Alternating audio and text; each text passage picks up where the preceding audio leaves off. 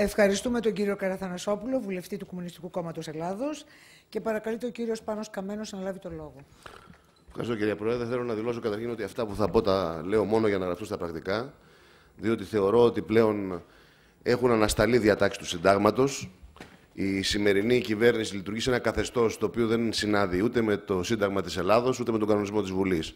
Έχει καταργηθεί ο κοινοβουλευτικός έλεγχος. Είναι σαφές πλέον. Ερωτήσεις μετατρέπονται σε επερωτήσεις. Αρνούνται οι υπουργοί με τη σύμφωνη γνώμη του Προέδρου της Βουλής να απαντήσουν. Μετατρέπονται σε επερωτήσεις.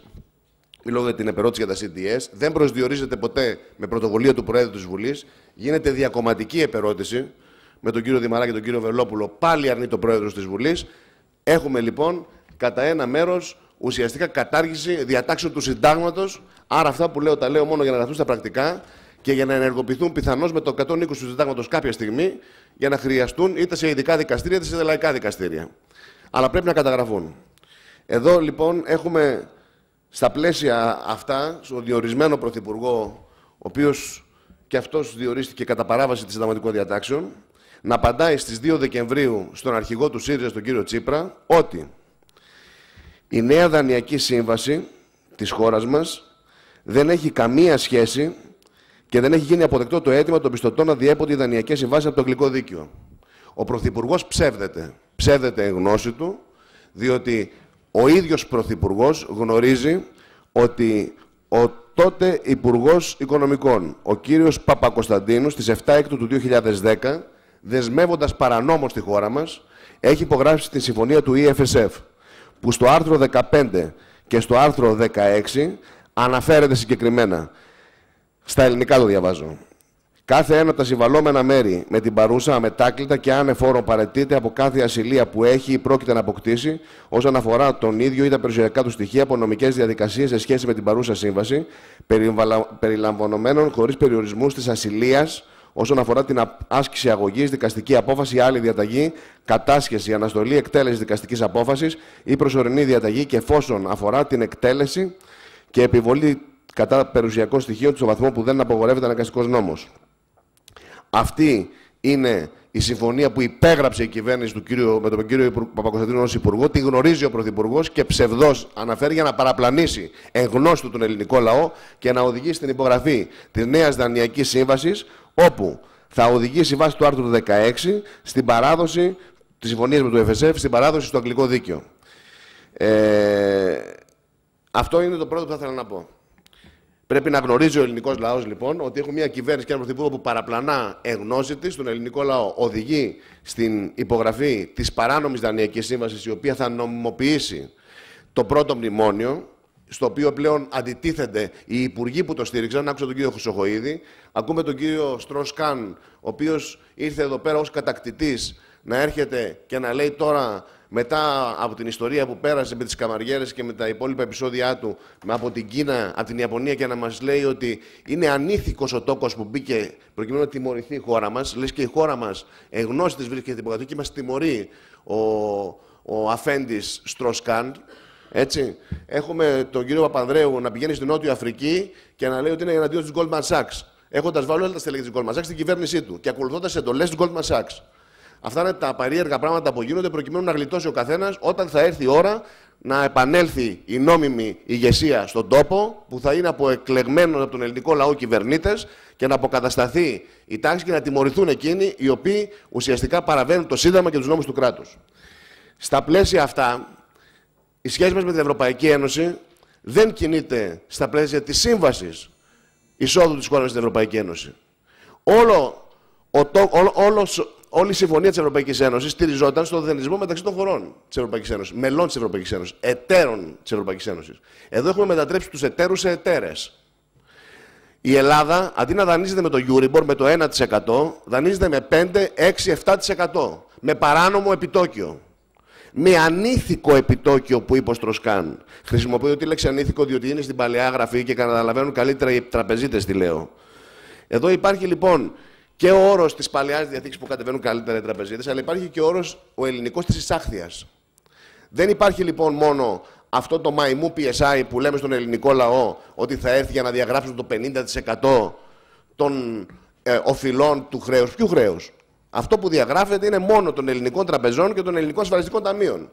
Δεν διαγράφεται κανένα 50% από την παράνομη δανειακή πρώτη σύμβαση, το πρώτο μνημόνιο, που δεν πήρε τα 2/3 της Βουλής και το οποίο ουσιαστικά είναι τα 300 δισεκατομμύρια.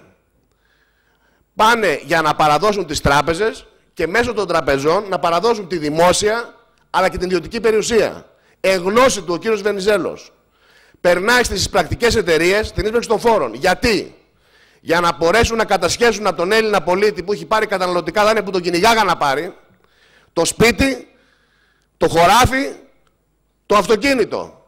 Και αφού τα πάρουν οι πρακτικές εταιρείες και οι τράπεζες, εν συνεχεία με το PSI μαϊμού να περάσουν τις τράπεζες, όχι κρατικοποιημένες πλέον στο ελληνικό δημόσιο, έχοντας άρρη την ασυλία με τη νέα δανειακή σύμβαση, να περάσουν τις τράπεζες σε ξένες εταιρείες γερμανικών συμφερόντων. Αυτή είναι η αλήθεια.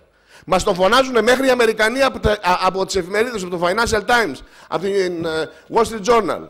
Και κάνουμε πως δεν ακούμε.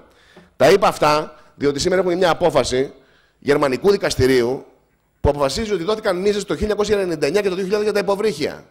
Εμένα με λέγανε γραφικό τότε, συκοφάντη, και μιλούσαν για σενάρια συνωμοσίας. Όπως λέω τώρα ότι τα αρπάξανε πολιτικοί και οι φίλοι τους και οι επιχειρηματίες που στήσανε με τα CDS και στοιχηματίσανε κατά της χώρας, τότε έλεγα για τα υποβρύχια.